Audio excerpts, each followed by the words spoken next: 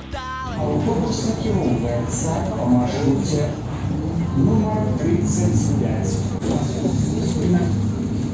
Плошча Савецкая. Усім прывітанне, шаноўныя слухачы. Гэта падкаст аб урбаністыцы «Утульны горад», а мяне завуць Даша, і тут я размаўляю пра урбаністыку з разумнымі людзьмі. Сёння да нас завітаў спадар Андрэй Вазьянаў, супрацоўнік Еўрапейскага гуманітарнага універсітэту, спецыяліст па антрапалогіі і урбаністыцы. Справа ў тым, што Андрэй Вазьянаў вывучае грамадскі транспарт з антрапалагічнага пункту гледжання. А гарадскі транспарт для гродзенцаў – гэта даволі балючая тэма. У прыватнасці для мяне. Кожны раз, калі да мяне прыязджалі сяброўкі з Мінску, ім неабходна было тлумачыць, навошта я кожны раз правяраю расклад грамадскага транспарту, каб наўпрост паехаць у цэнтр патусіць. Мінчукам незразумела, як гэта можна падладжвацца пад транспарт, калі ты проста падыходзіш на прыпынак і праз пару хвілін прыязджае аўтобус. «Даша, што ты такое робіш?» – казалі яны мне. А вось для нас, для гродзенцаў, стала глядзець, а якой гадзіне ўрэшце прыйдзе аўтобус, гэта нармальны лад жыцця. Я вырашыла запрасіць Андрэя Вазьянова, каб у першую чаргу для сябе зразумець, можа я зашмат патрабую ад нашага транспарту, можа быць, тое, што маюць мінчукі, гэта зашмат, і трэба быць задаволеным тым, што маюць гродзенцы. Урэшце рэшт, у нас жа даволі нармальныя і утульныя тралейбусы, аўтобусы. Можа быць, з пункту гледжання гарадскога менеджменту это і окей, што яны ходзяць настолькі рэдка па маім меркаванні. Разбіраемся з Андрэем Вазьянавым. Добры вам дзень, спадар Андрэй. Добрый день. Спадар Андрэй, можаце распавесці трошкі пра зону вашых навуковых інтарэсаў? Ой, вельмі шырокая зона, мабыць, шырэй, чым трэба. Я раскажу пра тое, што з транспартам звязана. Я з адукацыяй антраполог. Падавалася б, вось антрапалогія вывучае там культуру і нейкія зносіны між людзьмі, да чаго тут транспарт. Да, транспарт важная частка таго, як мы арганізоўваем штодзённасць у горадзе. Яшчэ гэта такая сцэна публічная, некая прастора сацыяльных узаемадзеянняў, а яшчэ куча всякіх сімвалічных сэнсаў ёсць у транспартнай інфраструктуры.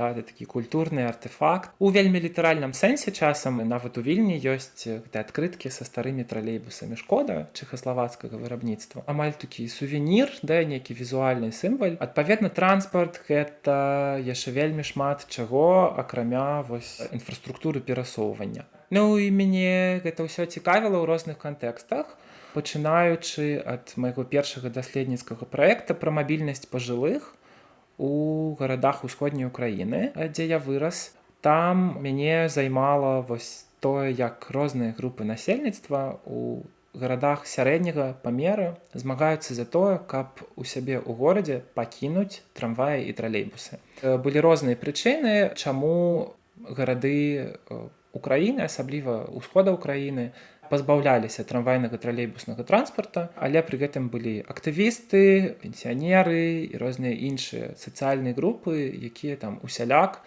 спрабавалі дабіцца таго, каб трамваі і тралейбусы ў горадзе былі. Пазней мы разам з Менскай урбаністычнай платформай рабілі даследаванне пра менскую транспартную сістэму. Нас цікавіла, чаму у Менску такая скандальна малая сетка трамвая і яшчэ чаму у Менску няма ночнага транспарту. Таму што Менск сёння найвялікшы горад Еўропы, у якім ночнага транспарту зусім няма. Яндекс.Таксі ёсць. Гэта не грамадскі транспарт. Менск сапраўды выдзяляецца, мабыць, не тым, чым хацелася. Калі мы паглядзім на еўрапейскія гарады такога памеру прыблізна, напрыклад, на Варшаву паглядзім. Там трамвайная сетка ў некалькі разоў больш, чым менская трамвайная сетка. Я некалькі кейсаў агучыў там канкрэтна, чаму мяне, як антраполага, цікавіць грамадскі транспарт. Грамадскі транспарт вельмі важная частка, нейкі такі складнік горада камфортнага для жыцця. Досыць пры гэтым сімвалічна нагружаная частка. Так вось, калі казаць пра сімвалы, калі сімвалам Вільні неафіцыйным з'яўляецца стары тралейбус ад «Шкода», то у Гродна, напэўна, гэта быў бы мікрааўтобус «Мерседес», таму што маршруткі гэта быў бы негалосны сімвал Гродна. І зараз я трошкі распавяду пра маю ўласную дзіцячую траўму, звязаную з маршруткамі.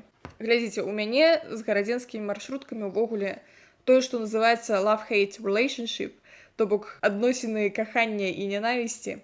Справа ў тым, што з аднаго боку з даволі нязручнай агульнай сістэмы гарадскога транспарту маршруткі гэта ад часу да часу единая магчымасць патрапіць з пункту А ў пункт Б, асабліва калі я знаходзілася на поўдні горада, а мне трэба было на поўнач горада. Але, па-першае, маршруткі, у чым іх праблема? Людзі набіваюцца, як тая сялёдка, у той слоік. Там некамфортна, гэта вельмі некамфортна, калі спіну табе таксама хтосьці упіраецца каленкамі. Па-другое, гэта, прабачце мяне, музычны густ гэтых кіроўцаў, таму што яны бясконца слухаюць народнае радыё. Пры ўсёй маёй павазе да шансона, але слухаць баскава на такім узроўні громкасці, што нават мая музыка ў наушніках гэта не перабівае, ну гэта амаль немагчыма. Ну і па-трэцяе, тое, як гэтыя кіроўцы носяцца, гэта кіроўцы камікадзе, я бы іх так назвала, насамрэч камікадзе ад свету грамадскага транспарту. Таму з усіх гэтых нагод маршруткі я вельмі не люблю. І хтосьці можа мне сказаць: Даша, ну так карыстайся тралейбусамі, аўтобусамі. Ага. Справа ў тым, што ў Гродна аўтобусы і тралейбусы ходзяць даволі рэдка. Звычайная сітуацыя, калі на вашым прыпынку аўтобус ходзіць там 2 разы на гадзіну, нават у часы пік так званыя, а некаторыя ходзяць раз на гадзіну. Табе прыходзіцца вельмі шчыльна планаваць свой графік, каб патрапіць куды-небудзь. Таму гэта праблема. Калі казаць менавіта пра стан аўтобусаў і тралейбусаў, а нічога не скажу, нармальны стан. Нармальныя аўтобусы, нармальныя тралейбусы, як на мой асабісты густ. Таму давайце вызначым, што не так з гэтымі маршруткамі. Можа, гэта мая асабістая праблема, можа, гэта нармальны сродак транспарту. Прыватны ж бізнес. Ой, ну маршруткі, канешне, гэта такое. Пакрыўдзіць мастака можа кожны. Насамрэч, маршруткі, да, нам падаецца, што гэта такая постсавецкая гісторыя, а яны былі яшчэ ў Савецкім Саюзе, толькі іх было менш. І яны там займалі сваю нішу. Гэта была ніша такіх перавозак, да, калі вось людзі едуць кудысьці, куды яны не часта ездзяць. У аэрапорт, напрыклад, або там з вакзала на вакзал. І ім патрэбна некае камфортнае перасоўванне, за якое яны могуць больш заплаціць. Яшчэ і экспрэсам праехаць пахутчэй. Нам трэба з вакзала на вакзал, мы едзем у гэтым маршрутным таксі, да, так яно называлось тады. Ніякай праблемы, да, з такімі маршруткамі не было. Яны не накладваліся, яны не заходзілі на зону адказнасць іншых відаў грамадскага транспарту. Яны дапаўнялі агульную сістэму, якая была мультымадальнай. Яна і павінна быць мультымадальнай. Чаму так? Ну, таму што у нас розныя пасажырапатокі ў горадзе, і мы не можам пасажырапатокі, якія адрозніваюцца ў 10 разоў адзін ад аднаго, абслугоўваць адным і тым жа відам транспарта. Нам неабходна, асабліва ў вялікіх гарадах, вось гэтая інтэрмадальнасць або мультымадальнасць. А што адбылося ў постсавецкіх гарадах з маршруткамі вельмі часта, да, такая гісторыя ў самых розных краінах, там, у якім-небудзь Узбекістане, і пры гэтым жа там і ва ўкраіне, у Беларусе, нават у латвійскіх гарадах. Адбылося тое, што маршруткі залезлі на чужыя нішы, таму што грамадскі транспарт не субсідаваўся там належным чынам некаторы перыяд. Да, састарэў, ішоў у дрэнны стан, яго стала мала, ён не стаў усіх умяшчаць.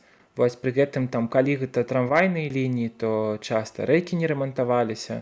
У Гродна пры гэтым проста, я думаю, праблема з недахопам тралейбусаў. У Гродна досыць такая шчыльная, разгалінаваная сетка тралейбусных маршрутаў. Акрамя таго, Гродна быў першым з абласных цэнтраў беларускіх, які пачаў тралейбусы з аўтаномным ходам выкарыстоўваць. Гэта як? А гэта так, калі у тралейбуса ёсць акумулятар, да, ён зараджаецца, і потым пэўную колькасць кіламетраў тралейбус можа праехаць без кантактнай сеткі, да, то бок не пад дротамі, не чапляцца рогамі, да, за яго, а праехаць як быццам бы ён аўтобус, ну, прычым электробус. У Гродна это досыць паспяхова выкарыстоўваецца, і, напэўна, ніводны іншы абласны цэнтр Беларусі за апошнія 10 год не адкрыў столькі новых маршрутаў тралейбуса. Можа, там Мінск можа пазмагацца, але ў Мінску адна з найвялікшых тралейбусных сетак у свеце. У Гродна, як бы, ну, не то, каб ёсць прям за што сварыць, але проста мала тралейбусаў, да? Мала аўтобусаў. Вось замест 30 хвілін, можа, інтэрвал мусіць быць там 10. Колькі я там ездзіў па Гародне, поўныя тралейбусы, поўныя аўтобусы. Да? Гэта значыць, што проста трэба дадаць яшчэ транспарту. З маршруткамі, адпаведна, штосьці пачынае быць не так, калі яны не на сваім месцы. Тады пачынаецца з аднаго боку шмат праблемаў з умовамі працы саміх кіроўцаў.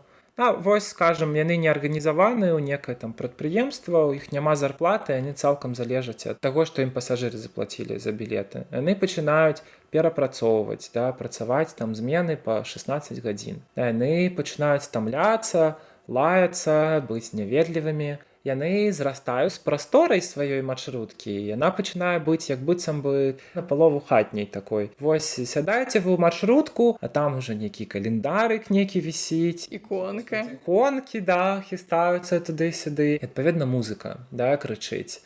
Як быццам бы вы дамоў зайшлі да кагосьці. Вось у тралейбусе такога няма, у аўтобусе такога няма. А ў маршрутцы вы у такой семіпрыватнай некай прасторы апынаецеся, да, і канешне, не заўсёды прыемна сябе адчуваць госцем, там, дзе, па ідэі, усе мусяць быць у нейкіх гарызантальных зносінах. Так што нас можа шмат што раздражняць у маршрутках, таму што мы самі сябе, да, як бы не на месцы адчуваем.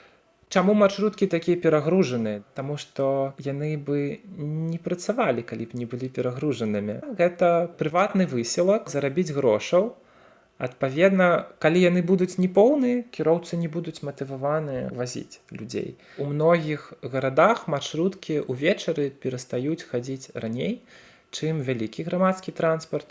Увечары менш пасажыраў, адпаведна, ты не можаш набіць сваю маршрутку, максімізаваць прыбытак. Калі ты не максімізуеш прыбытак, ты проста едзеш дамоў. Так, а 19 многія маршруткі перастаюць ужо ездзіць. Вось, калі яны не могуць ездзіць бітком, то ім як бы навошта ўвогуле ўжо ездзіць.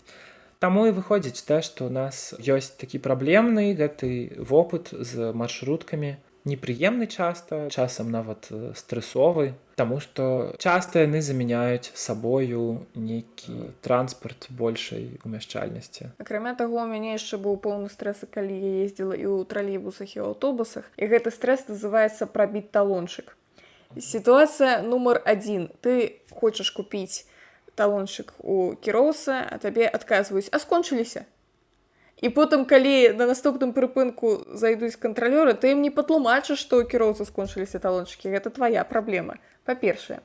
Па-другое, колькі разоў у мяне ў тралейбусах у гэтых жалезных кампостарах, ведаеце, калі вы туды кладзеце талон, і потым трэба націснуць на ручку з боку, колькі яны ў мяне там ірваліся, застрагалі і ўсё астатняе, гэта, проста не палічыць. Некалькі разоў было, што ў гэтых ужо пластикавых кампостарах таксама туды, калі пакладзеш паперку, трэба вельмі моцна націснуць, таму што могуць не прабіцца талоны, і потым кантралёры такі: ага. Дзірачак няма. Так, дзірачак няма, то гэта наўмысна. І гэта пэўны стрэс, канешне. Слухайце, але вось сітуацыя, калі ў кіроўцы няма талонаў, і заходзяць кантралёры, няўжо кіроўца не можа патлумачыць, што ў яго няма талонаў? Ён прям падстаўляе пасажыраў вось настолькі? У маіх знаёмых былі сітуацыі, калі не было талонаў, іх штрафавалі потым. Са словамі: гэта вашая праблема, трэба было туды не ехаць, калі няма талонаў. Цікава, што кіроўца казаў у гэтай сітуацыі? Кіроўца казаў: няма, там з аўтапарку не падвезлі, што я вам зраблю. А трэба было, то бок, на наступным прыпынку выходзіць, так ён лічыў, да, кіроўца? Трэба было ўвогуле не заходзіць. Вось вы падходзіце да акошачка і кажаце: адзін талон, табе кажуць: няма, трэба выпрыгваць з аўтобуса. А, на ўваходзе, то бок, табе кажуць: няма, да таго, як аўтобус крануўся з месца? Ага.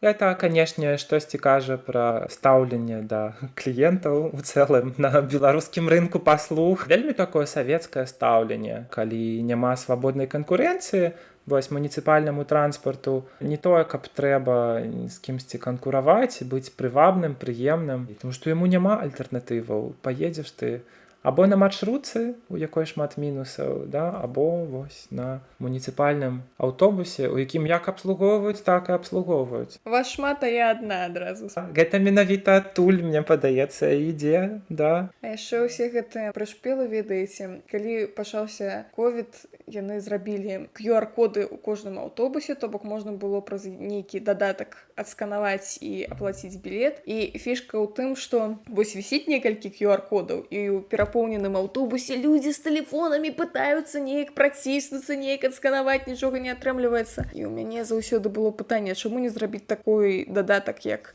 Трафі, напрыклад, ва ўсіх нармальных гарадах, дзе ты просто заходзіш, забываеш білет, і потым кантралёры скануюць свой QR-код у дадатку. Да, добрае пытанне, чаму не зрабіць? Айцішнікаў краіна, то па ідэі ёсць каму зрабіць. Ну можна, да, просто сваю праграмку, калі там Трафік, гэта я не ведаю, некая франшыза міжнародная, да, і цяжка вось пераймаць міжнародны досвед, так можна было бы падобную некую просто распрацаваць. Вось, прям трэба у айцішнікаў спытаць, што, чым яны займаюцца ў краіне, за праезд не аплачана нормально. А мне здаецца, гэта таму, што айцішнікі карыстаюцца выключна таксі, ім не зразумець нашых праблем і багатых людзей. Дарэчы, а давайте мы з вами патлумачым, што з'яўляецца грамадскім транспартам, а што не. Вось таксі не з'яўляецца, я так разумею. Так, таксі не з'яўляецца грамадскім транспартам таму, што ў яго няма фіксаванага маршруту. То бок вось яно едзе так, як замоўнік сказаў, да, яно і паехала.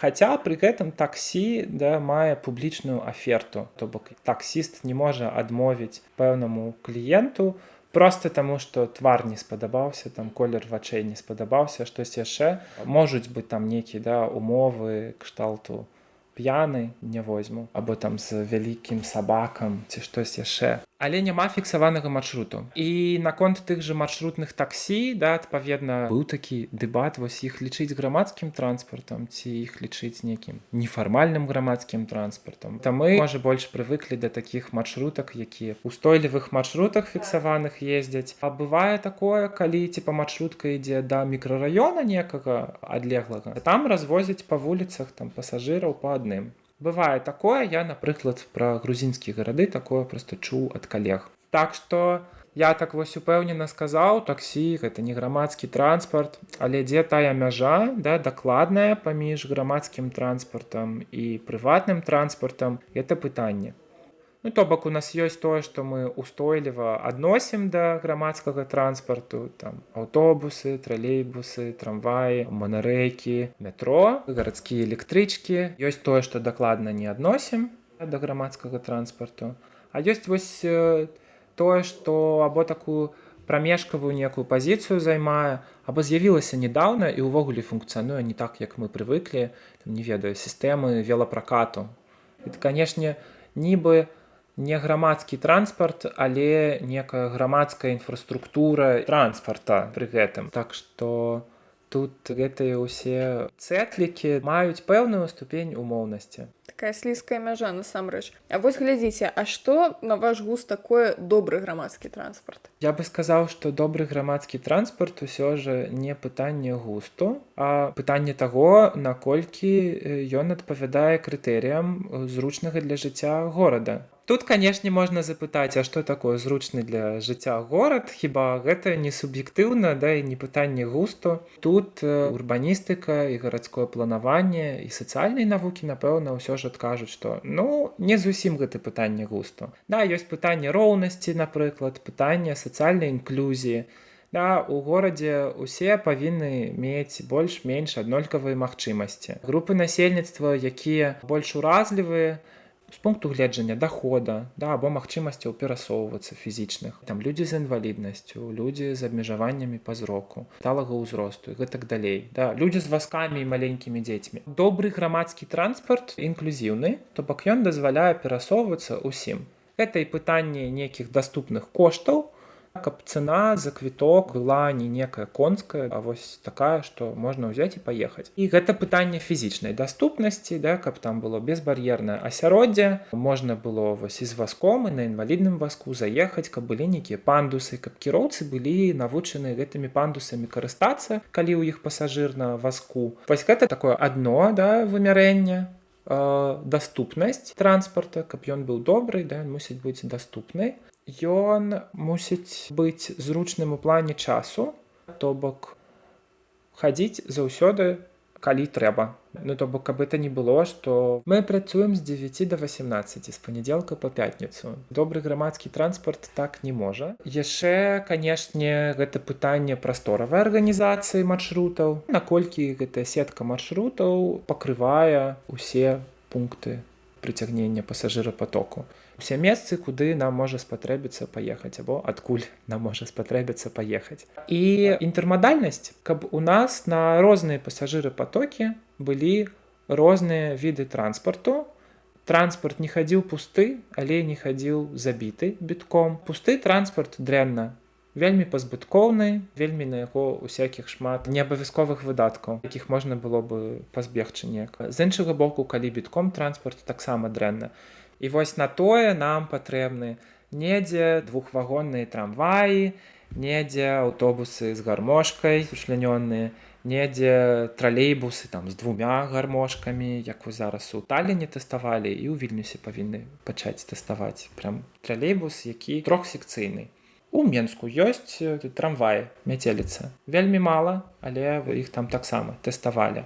Вось, напрыклад, у Гродна няма тралейбусаў з гармошкай, але яны, па ідэі, там ужо павінны былі бы быць. Мы бачым увесь час у Гродна забіты грамадскі транспарт. Маршрутак у нас з гармошкамі не бывае. Да? Маршруткі могуць быць там, дзе маленькі пасажырапаток. Вам не трэба вялікі аўтобус туды гнаць, да? Які больш паліва выдаткуе і так далей. Можна проста абысціся маленькай маршруткай. Можа абысціся маленькім аўтобусам. Я зараз успомніла, ведаеце, у Вільні 89-й маршрут, там заўсёды ходзяць такія маленькія аўтобусікі, такія няшкі, не магу. Электрычныя. А вось, дарэчы, наконт электрычнага ўсякага, калі паглядзець нейкіх расійскіх урбаністаў, у мяне складаецца ўражанне, што была б іх воля, яны б пазбавіліся ад маршрутак, ад аўтобусаў, ад электробусаў таксама, і хадзілі па адныя трамваі па гарадах. Сесть на современный, низкопольный, красивый трамвайчик. Трамваю требуется меньше площади, чем тому же автобусу. Трамваями будущее. Як вы ставіцеся да такога меркавання? Задумаўся пра тое, што не так часта гляджу расійскіх І не урбаністаў трэба. апошнім часам, проста таму, што лепш за ўсё слухаць нейкіх сваіх урбаністаў, бо гарады ў розных умовах, да, у нас развіваюцца. У Беларусі, скажам, гэтыя умовы, яны трохі іншыя. І я нават не кажу пра нейкія цяперашнія, умоўна, палітычныя, эканамічныя умовы, але ёсць і гістарычныя умовы. Вось, скажам, ёсць які-небудзь Воронеж, мільённік расійскі, у якім да 2003 года была вельмі развітая трамвайная сетка. Там больш за 20 маршрутаў было. Потым мэрыя з нейкіх прычын яе знішчыла, і ў нейкія абсалютна рэкордныя тэрміны. То бок проста этой вялізнай трамвайнай сеткі не стала. У 2009 закрылі апошні маршрут. Можна зразумець расійскіх урбаністаў, які прям разгневаныя вось такім ходам падзеяў, таму што у вас была гістарычна гэта вельмі каштоўная інфраструктура трамвайная. На яе ў свой час вытрацілі вельмі шмат сродкаў. Трамвай будаваць досыць дорага. З іншага боку, у Воронежа няма метро. І разгалінаваная сістэма трамвая дазваляла абыходзіцца без метро. Таму што трамваі ўсё ж такі перавозяць вялікія пасажырапатокі. Калі ў вас там не 10 мільёнаў жыхароў, а 1 мільён жыхароў, то, у прынцыпе, можна з добрай трамвайнай сістэмай неяк далей і жыць. Да, яе там дабудоўваць, рэарганізоўваць, абнаўляць перыядычна і неяк так далей жыць, без метра. У Мінску, напрыклад, гістарычна склалася так, што вось яшчэ з паваенных нейкіх дзесяцігоддзяў вельмі актыўна будавалі тралейбус. І разбудавалі гэтую сетку да таго, што яна стала другой у свеце у пэўны момант пасля маскоўскай. Сёння, там, калі ішлося пра тое, каб взяць і з тралейбусаў перайсці на электробусы, там, у нейкіх расійскіх гарадах, калі там маленькая тралейбусная сетка, і ёсць пры гэтым хорошая некая вялікая трамвайная, мабыць, такі пераход апраўданы. Але калі ў вас вялізная інфраструктура, развітая, адносна дагледжаная, функцыянальная, і тут я кажу пра многія беларускія гарады, таму што ў Беларусі вось неяк разбудоўвалі тралейбусны транспарт. З трамваямі, на жаль, не склалася збольшага. Дык ці значыць гэта, што трэба там пазакрываць тралейбусы і ўсё-такі будаваць замест гэтага трамвая? Не факт. Да, трэба не глядзець на тое, што ёсць. Тое, што нам дасталася ў спадчыну ад папярэдніх дзесяцігоддзяў, на гэтую матэрыяльную інфраструктуру. Перабудоўваць яе і пераходзіць на штосьці іншае – гэта вялізны стрэс для горада, гэта вялізныя выдаткі. Вось я такі прыклад яшчэ зараз згадаў. Многія кітайскія гарады вельмі рэзка пераходзяць на электрычны аўтобусны транспарт з бензінавага. Это, канешне, здорава, што з'яўляецца з нулевымі выкідамі, да, рухомы склад новы. Але калі разам з гэтымі пастаўкамі новых электробусаў у вас сотнямі ці тысячамі выкідаюцца на свалку аўтобусы бензінавыя, якія яшчэ не адпрацавалі свой рэсурс, таксама вось пытанне, да, мабыць, можна было неяк давыкарыстоўваць тое, што ўжо пабудавалі функцыянальны транспартны сродак. Тое ж самае, дапусцім, з тым жа Менскам. Ну, вось у Маскве гэта вельмі скандальная гісторыя пра тое, як хутка самую вялікую ў свеце тралейбусную сетку проста замянілі на аўтобусы, абяцаюць, што пазамяняюць на электробусы, але пакуль што далёка не ўсю замянілі. І шмат дзе ходзяць дагэтуль на дызельным паліве аўтобусы па Маскве, там, дзе хадзілі тралейбусы. Лепш бы трамвай тады ўжо пабудавалі. То бок трэба з аглядкай на тое, што ёсць, на тое, што маецца ў горадзе, да, прымаць рашэнні пра далейшую некую разбудову. Усякія замяшчэнні гэта вельмі рызыкоўна і вельмі сумнеўна. З эканамічнага пункту гледжання, з эксплуатацыйнага, калі некая новая мадэль паступае і тым больш новы від транспарта, людзі не ведаюць, як яго эксплуатаваць. Трэба ж нейкія навыкі выпрацоўваць. Калі ёсць добрая эксплуатацыйная служба для тралейбусаў, а тут паступаюць электробусы, вялікі адсотак гэтых электробусаў ламаецца, і там, дзе можна пачыніць, то не ведае, як пачыніць. Адпаведна, такія праблемы. Давайте тады паглядзім на Гродна больш прыблізна. У Гродні ёсць тралейбусы і аўтобусы. Што б вы параілі рабіць гродзенцам? Не будаваць трамвай ні ў якім разе. Замяніць аўтобусы на электробусы ці так пакінуць, як яно ёсць? Па-перш, да, я бы сказаў, што ў Гродна па беларускіх мерках не самая дрэнная сістэма транспарту. Ого! Гэта, на жаль, да, то бок лепш бы ўсе астатнія былі лепш за гродненскую. Але ёсць абласныя цэнтры, дзе так, ну, трохі сумней. Магілёў, напрыклад. Мала тралейбусных маршрутаў. Вось глядзіце, колькі ў Гродна тралейбусных маршрутаў? Больш за 20. У Магілёве, калі я не памыляюсь, 7. І гарады пры гэтым прыблізна аднолькавага памеру, да, і па насельніцтву прыблізна аднолькавая. Такая праблема, якая адразу выкідаецца ў вочы ў Гродна, это перапоўнены грамадскі транспарт. Часта вось ездзяць поўныя тралейбусы, поўныя аўтобусы. Трэба больш сучлянёнага рухомага складу, тыя самыя тралейбусы з гармошкай. Трэба проста, каб яны часцей хадзілі. Зараз і ты там інтэрвалы па 20-30 хвілін многавата. Тут ніхто не скажа дакладную колькасць хвілін, да якой зручна чакаць, а пасля якой ўжо незручна. 30 хвілін гэта дакладна зашмат. Мы нават сустрэчы прызначаем з некай большай дакладнасцю. Калі спазняемся больш, чым на 10 хвілін, то мы ўжо тады папярэджваем, да, напэўна, і выбачаемся за то, што вось ой, спазніліся на 10 хвілін. Напэўна, можна гэта неяк спраецыраваць на транспарт. Калі мне не дазваляе транспарт кожныя 10 хвілін з'ехаць у патрэбным мне кірунку, тут ужо некая праблема, гэта стварае некую незручнасць, і гэта матывуе мяне шукаць альтэрнатывы грамадскаму транспарту у выглядзе таксі, прыватнага аўтамабіля і, напрыклад, ровара.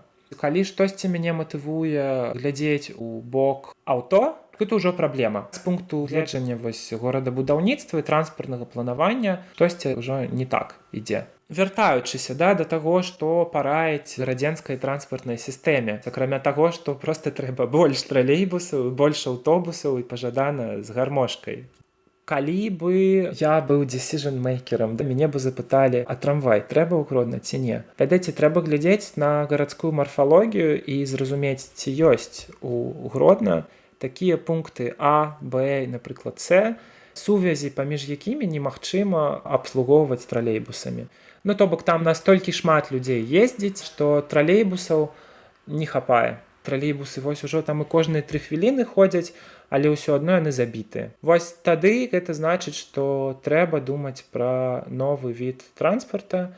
Часта сёння, калі плануюць, скажам, рэйкавы транспарт у горадзе, тую ж трамвайную сістэму, то плануюць адразу некалькі ліній. Таму што калі у вас адна лінія, у вас вельмі высокія эксплуатацыйныя кошты. На адзін трамвай прыходзіцца больш выдаткаў. Калі гэтых трамваяў у вас у дэпо стаіць 30 штук. Калі іх 300, тады на адну адзінку выпадае менш розных коштаў. Менш чалавек абслугоўчага персаналу выпадае на адзін трамвай. Адпаведна, усе гэтыя службы тады эфектыўней працуюць. Так што, калі думаць пра трамвай, то трэба думаць тады пра некалькі ліній адразу. Трэба ўяўляць, што калі сёння мы вырашым пабудаваць трамвай, калі ён дэ-факта адкрыецца, то яшчэ пытанне.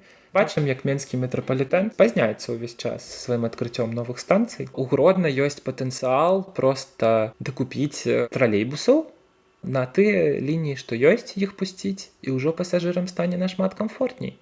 Плюс я не ведаю, на жаль, колькі у Гродні выдзеленых аўтобусных і тралейбусных ліній для грамадскага транспарту. На маёй памяці іх увогуле не было, можа іх было настолькі мала, што я іх не заўважала. На маёй таксама не было. Насамрэч, з тых часоў, як я і спадар Андрэй былі ў Гродні, змянілася шмат чаго, і выдзеленыя полосы з'явіліся. Іх стала аж цэлых 2. Першая на вуліцы Перамогі ад кальца каля філармоніі ў бок шклозаводу, а другая на Румлёўскім праспекце, каля дзяржаўтаінспекцыі ў бок Румлёўскага моста. Гэта таксама яшчэ прастора для манёўра. Можна яшчэ павялічыць хуткасць таго грамадскага транспарту, які ёсць. У нас, канешне, ёсць у кейсе Гродна гістарычны цэнтр з вузкімі вуліцамі, з аднастароннім рухам, але не ўся Гродня такая. Ёсць і спальныя мікрараёны з досыць шырокімі праспектамі. Вось і з вялікім пасажырапатокам. І вось там такія палосы, вылучаныя для грамадскага транспарту, яны бы вельмі прыдаліся. І калі б стала больш такога транспарту, калі б ён часцей хадзіў, то я думаю, што вялікая колькасць людзей бы перасела з маршрутак проста ўжо таму, што прыемней ехаць стоячы, не сагнуўшыся. Прыемна ехаць так, каб у цябе там была магчымасць кніжку раскрыць і чытаць. У маршрутцы гэтага нічога немагчыма рабіць, так это паніжае якасць часу, праведзенага вамі ў дарозе. Наконт якасці часу для мяне было адкрыццём, калі я патрапіла ў Вільню. Тут у грамадскім транспарце амаль няма рэкламы. То бок толькі нейкія істотныя абвесткі. Тым часам у Гродні, толькі што радыё Гродна не круціць. Насамрэч, там стала ідзе вось гэта рэклама, што, канешне, прыбытак для аўтапарку. І аднойчы я ў аўтобусе услышала, гэта клондайк проста. Вас не радует жизнь? Смените пол. В хорошем смысле, конечно. Кампанія, кладзём палы, ламінат, плітка, вось гэта ўсё. Я там, як стаяла, дзякуй Богу, што трымалася за поручні, таму што магла бы і ўпасці там. Як вы гэта прыдумалі? І вось нешта такое стала круціцца і перабівае насамрэч тую музыку ў наушніках і аўдыокніжкі. Як вы думаеце, што з гэтым рабіць? Заканадаўча забараніць, што? Беларуская рэклама — гэта, канешне, асобны сусвет. Почему я покупаю продукты АБЦ? Я беру их за большие яйца, за крепкий хрен. Мне падаецца, што нам патрэбны будзе асобны музей беларускай рэкламы, беларускай сацыяльнай рэкламы. Яна па нейкіх сваіх законах жыве і развіваецца. У адрыве, відаць, ад рэальнасці пэўнай, Гэта, ў прынцыпе, такая істотная рыса беларускага грамадства, то розныя групы ўнутры яго, яны жывуць у такіх вельмі розных культурных традыцыях. Я магу прыблізна уявіць эмоцыі ад рэкламы ў тралейбусе. Паколькі я сам не рэкламшчык, я не ўяўляю, наколькі гэта эфектыўна. Тое, што людзям рэкламуюць у тралейбусе, наколькі яны потым захочуць гэта купіць. Мабыць, яны так гэта узненавідзяць проста, пачуўшы 1600 разоў рэкламу ламіната, падумаць: «О, не, я вось тут дзірачку кілімком закрыю, і хай так будзе далей». У цэлым, канешне, гэта добрае пытанне, наколькі, в прынцыпе, гэтую аўдыальную прастору, гукавую прастору нашага слыху можна ў транспарце займаць такімі неістотнымі рэчамі. Таму што калі табе ўвесь час штосьці кажуць, то потым, калі там будзе абвестка з назвай твайго прыпынку, у гэтай плыні вылучыць патрэбную табе абвестку куды складаней. Потым, канешне, гэты няспынны гоман рэкламны больш робіць эфекты для тых, хто не ў навушніках, для пажылых людзей. Моладзь слухае сабе музычку з тэлефона часцей за ўсё. А вось людзі, якія не прывыклі слухаць плеер і глядзець YouTube, яны цалкам проста прадстаўлены гэтай гукавай плыні. Па добрым толку трэба запытацца ў людзей, наколькі іх раздражняе рэклама, якая менавіта рэклама іх раздражняе, таму што, мабыць, камусьці вельмі прыемна там Гродна, Гартранс зычыць ім прыемнага дня. Такія абвесткі таксама часам бываюць, да, калі там са святам віншуюць. Ёсць яшчэ всякі там, вось у Парыжу я чуў кастамізаваныя аб'яўкі прыпынкаў. Калі ў вас свой асаблівы аўдыё-джынгл на кожны прыпынак, і ты едзеш па маршруце трамвая, і там табе вось абвяшаюць, што вуліца такая, і некая там нотка, да, нейкі шумок, які пры гэтым не паўтараецца, не паўтарае шумкі і ноткі ад іншых прыпынкаў. Pont du Garigliano. Terminus. Да, тут ёсць чым папрацаваць, але сапраўды варта запытацца спадарства шаноўнае. Вам вось наколькі гэта траўматычна.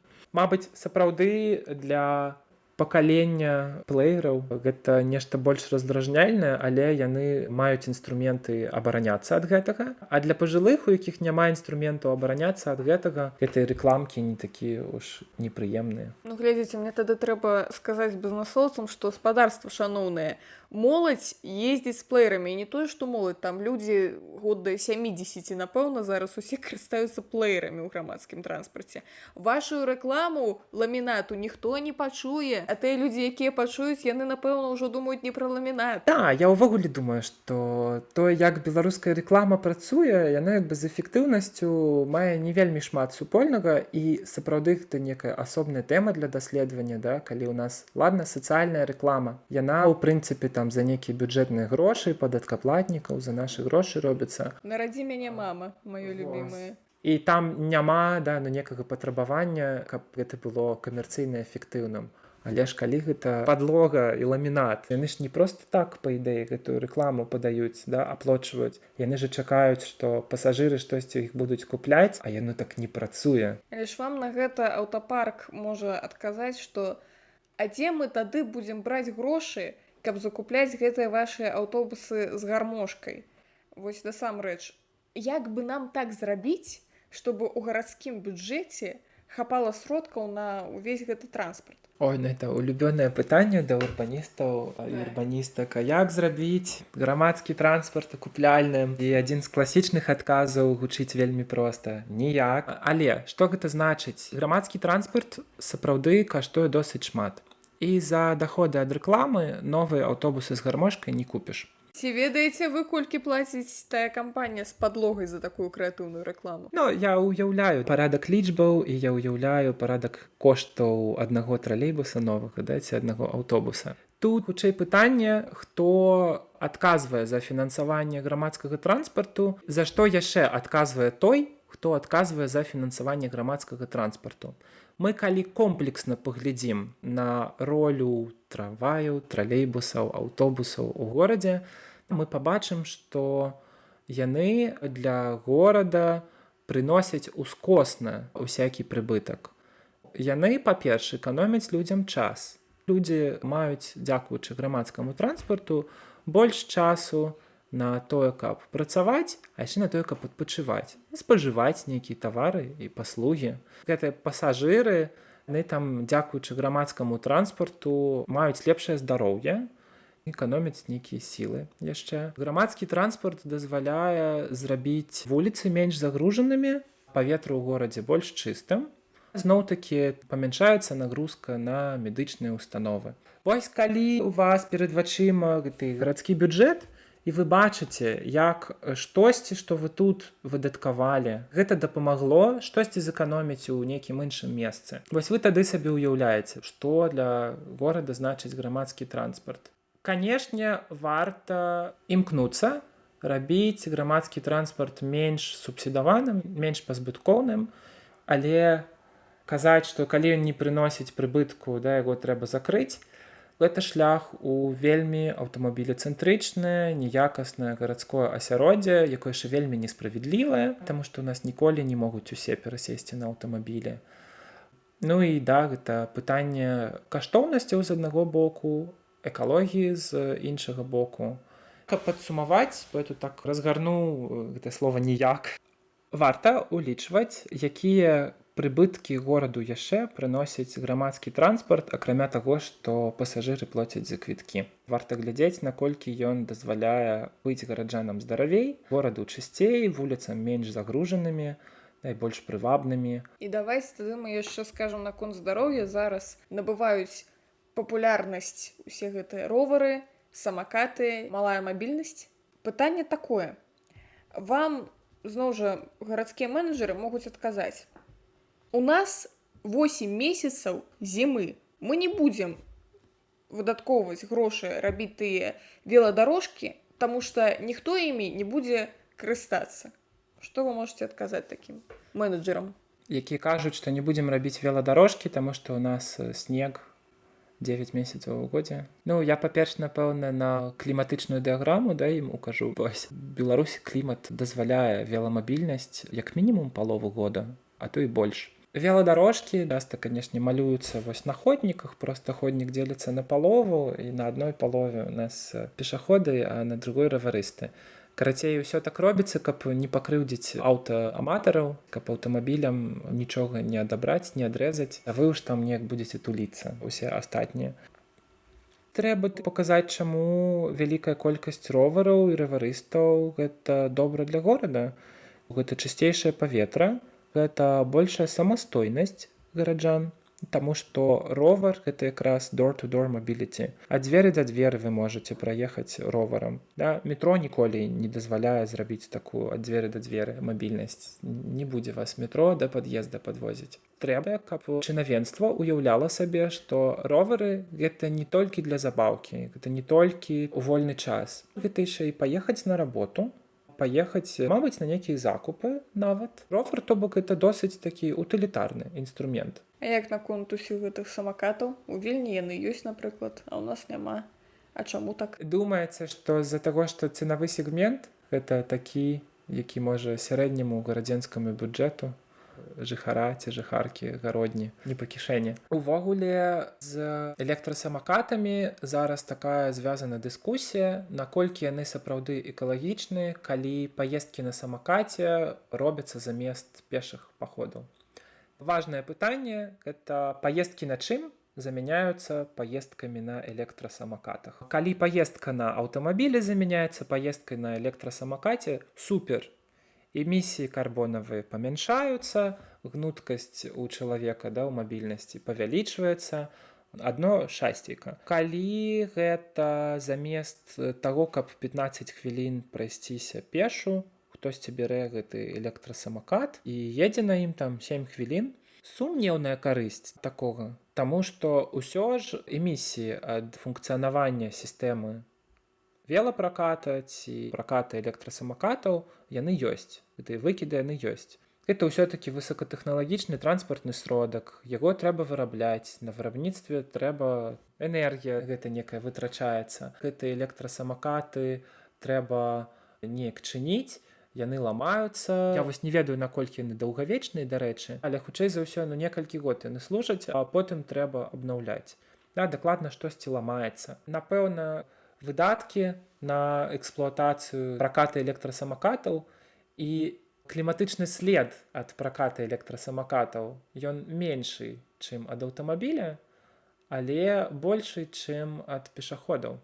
Таму хадзіць пешу — гэта самае тое. Часта не працуюць электрасамакаты на тое, каб замяняць аўтамабільныя паездкі. Таму што большасць сістэм праката электрасамакатаў пакрываюць цэнтры гарадоў. Пры тым, што ў нас цэнтры гарадоў больш пешых сувязяў месцяць у сабе. І, па ідэі, якраз такі бы па цэнтру горада хадзіць, а ехаць у цэнтр з няцэнтра можна было б на электрасамакаце тым жа, або на ровары. Так што, калі аператары гэтага праката прыйдуць на ўскраіну, то, мабыць, яны тады стануць больш экалагічнымі. Але і прыбытку ў іх будзе менш.